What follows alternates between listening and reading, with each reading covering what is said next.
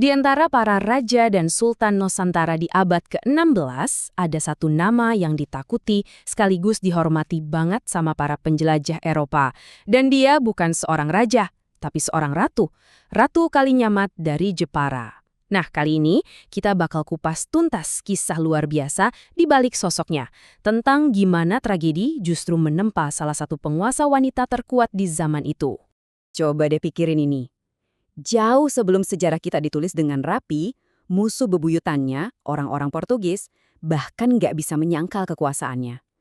Seorang penulis mereka, Diego de Couto, menggambarkannya sebagai sosok yang kaya, berkuasa dan seorang seniora, seorang wanita agung. Ini bukan sekedar pujian biasa loh, ini adalah sebuah pengakuan dari rival yang gemetar ketakutan. Dari sini aja kita udah tahu segede apa pengaruhnya dia di panggung dunia waktu itu. Tapi kekuatan sebesar ini kan gak muncul gitu aja dari langit. Sebelum dia dikenal sebagai Ratu Kalinyamat yang legendaris, dia adalah Retna Kencana, seorang putri yang dunianya harus hancur berkeping-keping dulu. Jadi yuk kita mundur sedikit buat melihat tragedi yang akhirnya melahirkan seorang ratu. Perjalanan kita mulai dari jantung kekuasaan Islam pertama di Jawa, Kesultanan Demak. Ini bukan sekedar kerajaan biasa. Demak itu pusat peradaban, perdagangan, dan kekuatan militer pada masanya. Nah, disinilah kisah Retna Kencana bermula. Bukan sebagai ratu perang, tapi sebagai seorang putri yang hidupnya penuh dengan kemegahan dan kehormatan. Coba lihat silsilah ini. Retna Kencana ini darah biru tulen. Sebagai putri dari Sultan Renggana dan cucu dari pendiri Demak sendiri, Raden Patah, posisinya itu ada di pusat kekuasaan. Garis keturunannya ini menempatkan dia di jantung politik dan perdagangan Jawa. Ya bisa dibilang, sejak lahir dia emang udah ditakdirkan untuk jadi pemimpin. Coba bayangin tumbuh besar di pusat kekuasaan Demak yang begitu ramai. Retna Kencana itu bukan cuma putri manja yang diam di istana. Dia terdidik, punya martabat, dan bahkan sejak muda udah dipercaya ayahnya buat ikut campur urusan kenegaraan. Masa depannya kelihatan sempurna banget, tanpa celah. Dan masa depan yang cerah itu seolah-olah bakal abadi waktu dia menikah dengan Pangeran Hadiri, seorang bangsawan dari seberang lautan. Wah, mereka ini pasangan yang ideal banget, simbol persatuan dan kekuatan. Sebagai hadiah pernikahan, ayahnya bahkan ngasih mereka kekuasaan atas Jepara, salah satu pelabuhan terkaya di bawah Demak. Hidup mereka kelihatannya sempurna. Tapi ya, seperti dalam semua kisah besar, kedamaian itu seringkali cuma keheningan sebelum badai datang. Jauh di dalam istana Demak yang megah, ada api dendam warisan yang udah lama banget disimpan, dan api itu cuma nunggu waktu yang tepat buat membakar segalanya. Jadi akar masalahnya apa? Klasik banget, perebutan tahta. Ayahnya Ratna Kencana, Sultan Trenggana, adalah pewaris sah dari Permaisuri. Tapi dia punya kakak tiri, Pangeran Sekar, yang lahir dari seorang selir dan percaya kalau sebagai anak sulung, tahta itu harusnya jadi miliknya. Persaingan ini berujung pertumpahan darah saat kakaknya Ratna Kencana, Sunan Prawata, membunuh Pangeran Sekar. Dan ini jadi luka yang meracuni keluarga mereka selama bertahun-tahun. Nah, luka itu diwariskan. Anaknya Pangeran Sekar, yaitu Arya Penangsang, Adipati Jipang, tumbuh besar dengan satu keyakinan yang membara. Tahta Demak udah direbut dari ayahnya. Bagi dia, keluarga Sultan Trenggana itu penjahat, dan dendam adalah satu-satunya warisan yang dia pegang erat-erat. Dan dari bara dendam itulah lahir sebuah tragedi yang bakal mengubah hidup Retna Kencana selamanya. Sebuah rangkaian peristiwa berdarah yang merenggut semua yang dia cintai.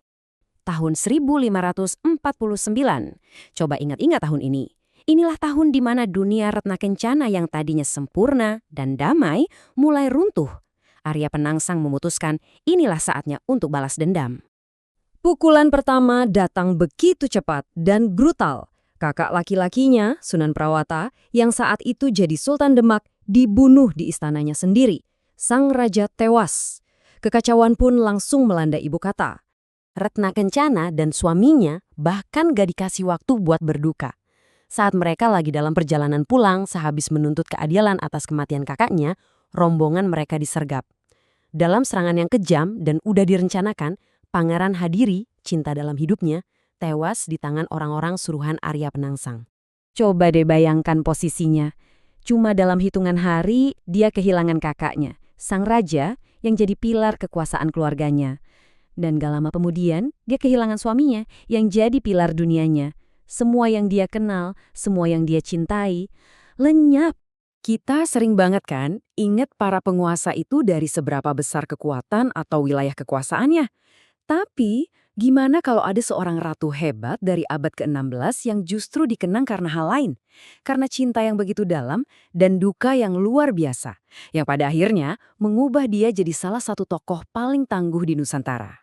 Kita akan mulai cerita ini langsung dari puncak emosinya. Sebuah sumpah. Sumpah yang mengerikan, yang lahir dari hati yang benar-benar hancur. Sebuah janji yang akan menentukan sisa hidupnya. Nah, ini dia. Sumpah dramatis yang jadi titik balik dalam hidupnya dan juga dalam sejarah kerajaannya. Oke, penting banget nih buat kita paham. Tapa Wuda di sini itu bukan soal ketelanjangan secara harfiah ya. Ini lebih ke kiasan. Sebuah tindakan simbolis di mana dia menanggalkan semua statusnya, pakaian kebesarannya, dan segala kemewahan. Semua itu dia lakukan demi satu hal, menuntut keadilan untuk suaminya. Sekarang, yuk kita mundur sedikit. Jauh sebelum duka itu datang, ada sebuah kehidupan yang damai, penuh cinta yang seolah sudah ditakdirkan. Sesuatu yang begitu berharga, sampai pantas untuk diperjuangkan mati-matian. Jadi, dia ini terlahir dengan nama Ratna Kencana, putri dari Sultan Trenggana, penguasa ketiga Kesultanan Demak. Konon, ayahnya pernah meramalkan kalau jodoh putrinya ini akan datang dari jauh, dari seberang lautan. Dan ternyata ramalan itu jadi kenyataan, takdir pun mempertemukan mereka. Saat itu, Raden Thoib, seorang pangeran dari Aceh, datang ke Demak untuk menimba ilmu. Di sanalah ia bertemu Ratna Kencana. Pernikahan mereka ini bukan cuma penyatuan dua insan, tapi juga dua kekuatan dari ujung Nusantara. Mereka lalu pindah ke Jepara untuk membangun mimpi bersama. Dan hebatnya, kemitraan mereka itu melampaui urusan politik. Mereka juga menciptakan sebuah warisan budaya yang abadi loh. Dengan bimbingan dari Patih Sungging Badar Duwung, mereka berhasil menjadikan Jepara sebagai pusat seni ukir yang kita kenal sampai hari ini. Tapi, ya gitu, kehidupan yang damai dan sejahtera itu sayangnya nggak ditakdirkan untuk bertahan lama. Kecemburuan politik dan dendam keluarga mulai merobek-robek kerajaan mereka sampai hancur berkeping-keping. Nah, sumber konflik ini berpusat pada dua orang. Sunan Prawata, kakaknya Ratu Kalinyamat, dan pewaris sah tahta. Dan di sisi lain ada Arya Penangsang, sepupu mereka yang merasa lebih berhak dan dipenuhi dendam kesumat. Dan dari sinilah dunia sang ratu runtuh dalam sekejap. Pertama, kakaknya dibunuh oleh utusan Arya Penangsang. Terus saat mereka coba mencari keadilan, permohonan mereka malah ditolak mentah-mentah. Dan yang paling tragis, dalam perjalanan pulang, suaminya disergap dan dibunuh secara keji, tepat di hadapannya. Ditelan oleh duka yang begitu dalam, Ratu Kalinyamat dah hancur. Justru sebaliknya, dia menyalurkan semua rasa sakitnya menjadi sebuah tekad baja yang tak terpatahkan untuk mendapatkan keadilan. Dan inilah sumpah yang dia ucapkan saat memulai ritualnya di lereng Gunung Danaraja.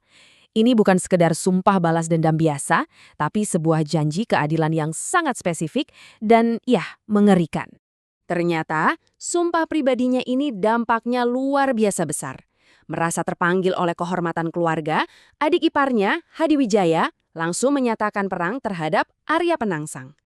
Akhirnya, di tahun yang sama persis saat tragedi itu terjadi, keadilan pun tiba. Arya Penangsang tewas dalam pertempuran. Perang saudara berakhir, dan Ratu Kalinyamat pun bisa mengakhiri tapanya untuk memulai babak baru dalam hidupnya. Nah, setelah keadilan ditegakkan, dia naik tahta, bukan lagi sebagai janda yang berduka, tapi sebagai penguasa tunggal Jepara yang kuat dan penuh wibawa. Tanggal ini jadi penanda transformasinya. Sejak saat itu, dia bukan lagi Ratna Kencana, dia adalah Ratu Kalinyamat, sebuah nama yang kelak akan disegani di seluruh lautan. Biar Anda kebayang seberapa kuatnya dia, ini contohnya. Dalam satu kali ekspedisi militer melawan Portugis di Malaka, dia mengirim 40 kapal dan 4.000 pasukan. Ini kekuatan yang luar biasa besar pada masanya. Bahkan musuh bebuyutannya, bangsa Portugis, sampai mengakui kekuatannya loh.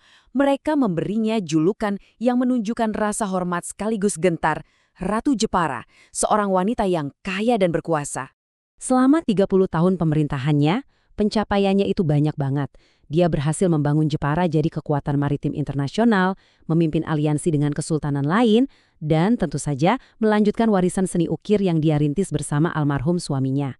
Pemerintahannya memang pada akhirnya berakhir, tapi kisahnya, kisah tentang kesetiaan, kekuatan, dan cinta terus bergema bahkan setelah berabad-abad kemudian. 30 tahun, coba bayangkan, selama itulah dia memerintah sendirian. Dan selama itu pula, dia menjaga kesetiaannya pada Sultan Hadlirin. Dia memilih untuk tidak menikah lagi. Ini adalah bukti cinta yang benar-benar melampaui kematian. Meskipun gak punya penerus langsung, dia justru menjadi sosok pemersatu keluarga. Dia mengasuh keponakan-keponakannya, mempersiapkan mereka untuk jadi pemimpin, dan menjaga keutuhan dinasti yang pernah hampir hancur karena pengkhianatan. Dan pada akhirnya, dia kembali ke sisi suaminya tercinta. Kisah cinta mereka yang dimulai dari sebuah ramalan, kini diabadikan selamanya di tempat peristirahatan terakhir mereka, sebuah monumen yang mereka bangun berdua. Kisah Ratu Kalinyamat ini meninggalkan sebuah pertanyaan menarik buat kita renungkan. Apakah kebesarannya itu didefinisikan oleh armada perang yang perkasa? Atau jangan-jangan justru dari cinta mendalam yang mendorongnya menuntut keadilan melawan segala rintangan? Jadi apa sih yang sebenarnya mendefinisikan seorang pahlawan? Kekuatan yang mereka miliki? Atau cinta yang mereka bela? Sekarang, yuk kita lihat gimana momen ini jadi titik balik yang luar biasa. Gimana energi dari duka dan perjuangan itu dia salurkan untuk membangun sebuah kerajaan maritim yang disegani di seluruh dunia. 30 tahun. Coba deh, renungkan angka ini. 30 tahun masa pemerintahannya sebagai pemimpin tunggal Jepara. Itu waktu yang panjang banget. Ini menunjukkan stabilitas dan kepemimpinan yang sangat kuat. Apalagi setelah kekacauan yang baru aja dia lalui. Dia bukan cuma penguasa sementara, dia adalah seorang pembangun. Dan apa yang dia capai dalam 30 tahun itu sungguh luar biasa. Di bawah kepemimpinannya, Jepara itu berubah jadi pusat perdagangan maritim internasional yang super makmur. Armada lautnya begitu kuat sampai dia berani menantang kekuatan kolonial Eropa. Bayangin, dia ngirim 2 ekspedisi besar buat bantu Kesultanan Aceh dan Johor melawan Portugis di Malaka. Di sisi lain, dia juga jadi pelindung seni, memelopori seni ukir yang sampai hari ini jadi identitasnya Jepara. Dan ini nih buktinya. Ini bukan pujian dari teman loh, tapi pengakuan dari lawan. Seorang penulis Portugis, Diego de Couto, menggambarkan Ratu Kalinyamat sebagai Rainha de Japara, Signora Poderosa Erika. Artinya, Ratu Jepara seorang wanita yang kaya dan sangat berkuasa. Pengakuan ini nunjukin kalau reputasinya sebagai pemimpin hebat itu udah terdengar sampai ke Eropa. Setiap kisah, bahkan yang paling agung sekalipun, pasti akan sampai pada akhirnya. Sekarang, mari kita lihat babak penutup dari kehidupan sang ratu yang ditandai dengan ketenangan setelah melewati badai yang begitu panjang. Setelah 30 tahun memimpin Jepara ke puncak kejayaannya, Ratu Kalinyamat mangkat pada tahun 1579. Beliau dimakamkan di kompleks pemakaman di Mantingan. Dan yang paling menyentuh, beliau beristirahat untuk selamanya di samping makam suaminya, Pangeran Hadiri. Kematian suaminya lah yang memulai perjalanannya, dan di akhir hayatnya, ia kembali ke sisinya. Ratu Kalinyamat memang tidak punya keturunan biologis, tapi sebagai ibu suri dari keluarga Demak, dia mengasuh banyak sekali keponakannya. Tahtanya pun ia wariskan kepada putra angkatnya, Pangeran Jepara. Ini menandai akhir dari pemerintahannya secara langsung.